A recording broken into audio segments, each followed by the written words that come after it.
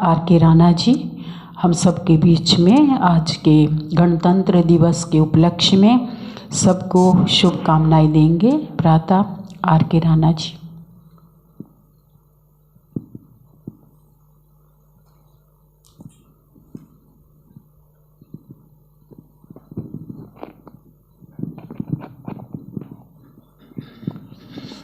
ओम शांति। चौहत्तरे 74 गणतंत्र दिवस की हार्दिक शुभकामनाएं। आप सबको हार्दिक शुभकामनाएं और बहुत बहुत मुबारक हो, मुबारक हो, मुबारक हो। 250 साल की गुलामी के बाद 15 अगस्त 1947 को हम आज़ाद हुए। इस आज़ादी के लिए बहुत वीरों ने और वीरांगनाओं ने सब कुछ अर्पण किया, यातनाएं सही और बहुत उससे बड़ी मुश्किल से आज़ादी मिली। 15 अगस्त का तो हम सब जानते हैं, एक सत्ता का हस्तांतरण हुआ था, परिवर्तन हुआ था। ब्रिटिश सरकार से कांग्रेस कमेटी बनी थी, उसकी अध्यक्षता जवाहरलाल नेहरू ने की थी और उनको काम चलाऊ सरकार का चार्ज दिया गया था।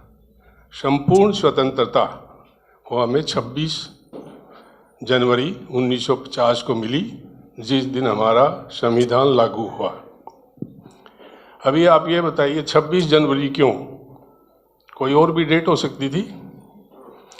1929 में नवंबर के महीने में कांग्रेस कमेटी वर्किंग कमेटी की मीटिंग हुई और एक रेजुलेशन पास किया, संपूर्ण स्वतंत्रता की मांग की गई और वो रेजुलेशन 26 जनवरी 1930 को ब्रिटिश सरकार को सौंपा गया और हमें संपूर्ण स्वतंत्रता की मांग की गई। उससे क्या हुआ कि गांधी जी ने असहयोग आंदोलन शुरू कर दिया और सारे देश में धरपकड़ शुरू हो गई, अराजकता फैल गई और पकड़ के जेलों में डाला शुरू कर दिया। और उस टाइम देश में पूरी ब्रिटिश सरकार के खिलाफ एक ज्वाला भड़क उठी थी। सुभाष चंद्र बोस जी उस टाइम पे कांग्रेस के अध्यक्ष थे। गांधी जी ने उस असहयोग आंदोलन को वापस लेने की घोषणा कर दी। उससे सुभाष चंद्र जी ने अध्यक्ष को छोड़ दिया, वो कांग्रेस को छोड़ दिया। वो पहले इंडियन थे जो इंडियन सिविल सर्विसेज ब्रिटिश काल में टॉप किया था। वो सिविल सर्विस भी छोड़ दी और जाकर जापान में उन्होंने INA का गठन किया। तो 26 जनवरी 1930 से ये शुरू हुआ था। हमको सिखाया गया, पढ़ाया गया शुरू से स्कूलों से। क्या पढ़ाया गया? पंडित जवाहरलाल नेहरू जी पहले प्रधानमंत्री नहीं। INA तैयार की और सुभाष चंद्र बोस ने जुलाई 1943 में अंडमान निकोबार पे भारतीय ध्वज झंडा लहराया था और आज़ादी की घोषणा की थी। और उसी टाइम उनको 37 कंट्रीज उस टाइम पे जो ब्रिटिश राज्य के खिलाफ थे, आज़ाद हिंद सरकार को मान्यता दे दी थी और वो सेना जीतती हुई पूरा ईस्टर्न सेक्टर, जिनको 7 सिस्टर्स कहते हैं, वहाँ तक पहुँच चुकी थी। और अंग्रेज इस चीज़ से घबरा गए थे कि अभी इंडियन आर्मी में हमारे खिलाफ बगावत होने वाली है।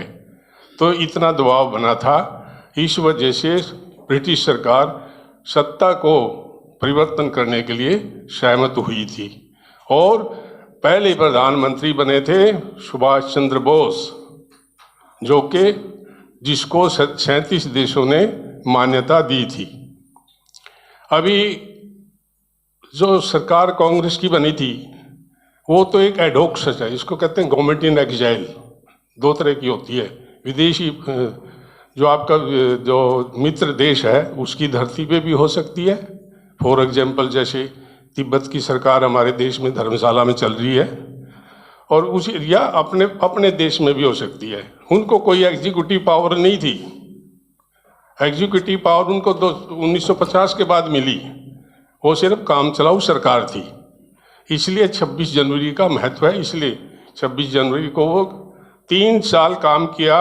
जो 308 मेंबर की कमेटी बनी थी इसकी संविधान की बनाने के लिए, 308 मेंबर ने 3 साल काम किया और नवंबर 1949 में इसका हाथ से लिखा हुआ मसौदा तैयार किया और हस्तलिखित 2 कॉपी तैयार की संविधान की, और जिसको 1950 में लागू किया गया 26 जनवरी को।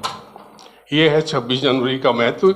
अभी 26 जनवरी ही क्यों, कोई और डेट क्यों नहीं हो सकती?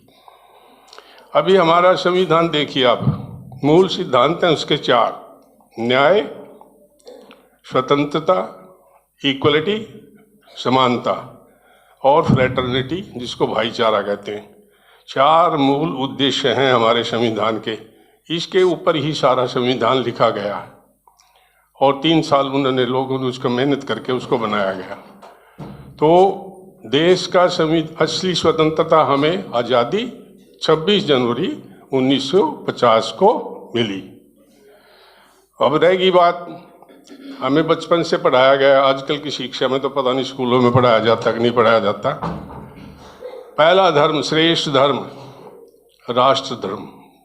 राष्ट्र धर्म अर्थात अपने राष्ट्र का सम्मान और उसकी सुरक्षा करना हमारा पहला धर्म। श्रेष्ठ कर्म, तन मन धन और अपने प्राणों की आहुति देके अपने देश की रक्षा करना, ये एक नागरिक का पहला धर्म। और ये तभी संभव है जब हम अपने देश के प्रति सच्ची निष्ठा से, ईमानदारी से समर्पित हैं।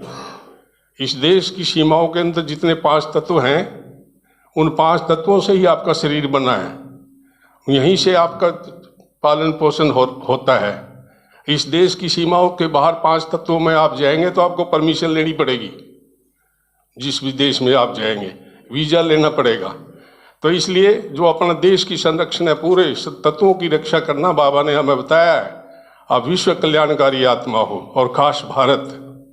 तो ये हमेशा नारा बाबा ने मुरली में देते रहते हैं, हमेशा इसका ध्यान रखना चाहिए और तन मन धन से देश की सेवा करें, समर्पित रहना चाहिए। जय हिंद। ओम शांति, ओम शांति, ओम शांति।